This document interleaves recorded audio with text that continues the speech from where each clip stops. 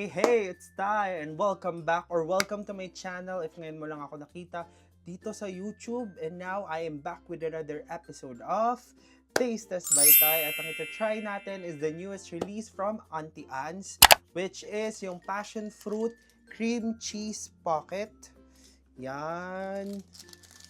Yan ang ito-try natin for today's video. And I think medyo matagal na akong nakapag taste test ng bagong product sa Auntie Anne's. Ngayon na lang ulit. And ayun kasi kahapon nadaan ako dun sa Auntie Anne's and nakita ko meron silang bagong product, which is ito nga yung Passion Fruit Cream Cheese Pocket. And also meron na rin silang pretzel na pizza. Baby soon, ito try natin yan. Pero for now, ito muna yung ito try natin.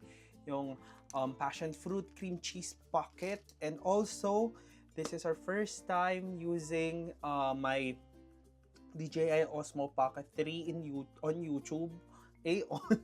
B on YouTube. So ngayon ko lang siya matatry ng full length talaga kasi yung last video ko is unboxing lang nitong DJI Osmo Pocket 3 and also yung DJI Mic Mini.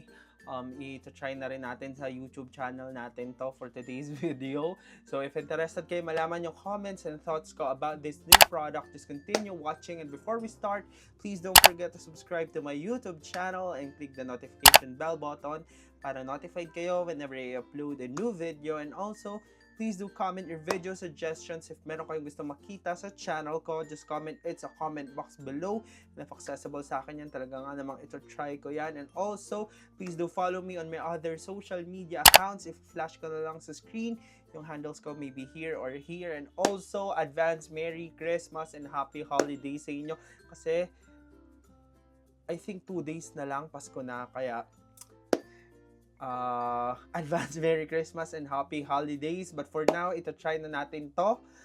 Newest from Auntie Anne's.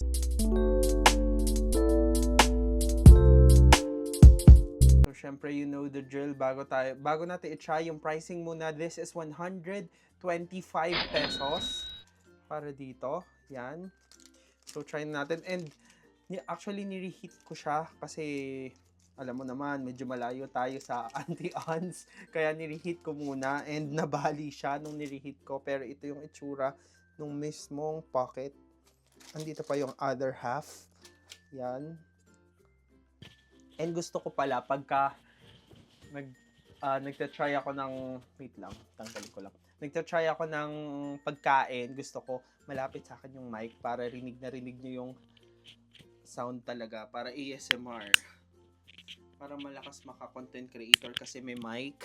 So, try na natin itong Passion Fruit Cream Cheese Pocket. So, cheers!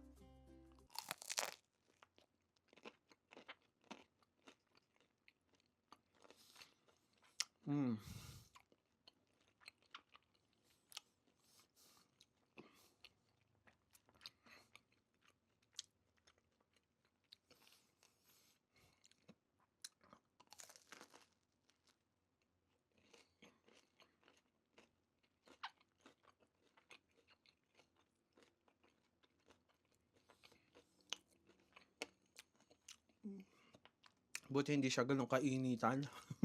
Kaya nireheat ko siya.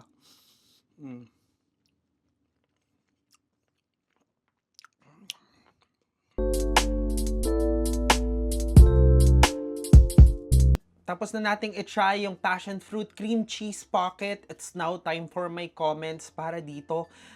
Unahin natin yung Passion Fruit. Yung Passion Fruit, medyo tarty yung taste. Nasa tartier side siya than the sweeter side of a Passion Fruit. And also, what I like about this is hindi talaga tinipid yung cream cheese and also the passion fruit jam, hindi rin tinipid.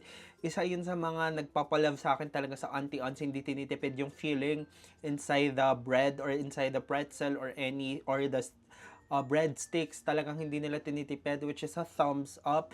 And also, pag nag-combine yung passion fruit jam and then cream cheese, medyo may konting acid na nalalasahan. Medyo may better, konting alam mo yung feel mo yung acid sa kinakain mo, parang ganon, medyo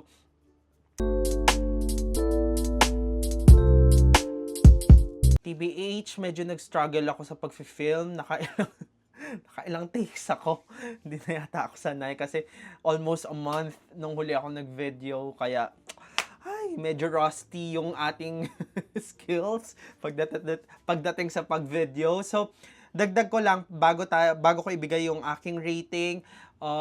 Yung sweetness naman nitong passion fruit cream cheese pocket is medyo subtle lang. Mas naging ibabaw talaga yung tarty taste ng passion fruit and cream cheese than the sweetness. Kaya okay din yon kasi hindi tayo mahilig sa ganong katamisan na pagkain or any basta matamis na matamis, ayaw natin yan. So, yon okay yon. Medyo subtle yung sweetness.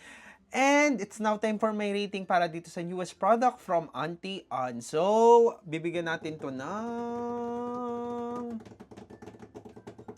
2 out of 5. So, if na-try nyo na rin, let me know your thoughts. If pareho tayo ng na-feel or na-taste dito sa passion fruit cream cheese pocket, i-comment nyo yan sa comment box below. So, that's it for this episode of Taste Test by Ty. And if you do enjoy watching my video or kahit hindi nyo yan na-enjoy, you know the drill. Like, share, subscribe, and click the notification bell button para notified kayo whenever I upload a new video. And also, comment your video suggestions if meron kayong gusto makita sa channel ko. I-comment nyo lang sa comment box yan. And pag tawag dito,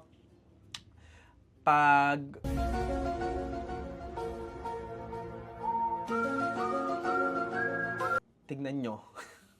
Kita nyo yung pangangarawang natin. Nakakalimutan ko na yung mga pinagsasabi ko. Okay. Mag-outro na tayo ng maayos. And if meron kayong gusto makita sa channel ko, just comment. It's a comment box below and if accessible sa akin yan, talaga nga namang ito-try natin yan sa harap nyo. And also, let me know your thoughts if okay ba tong Osmo Pocket.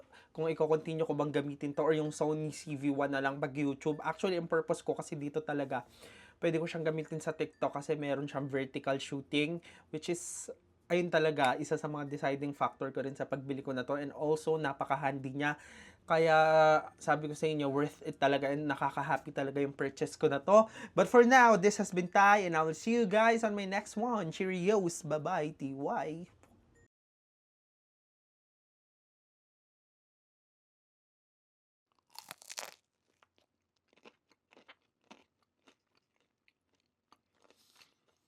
Mm.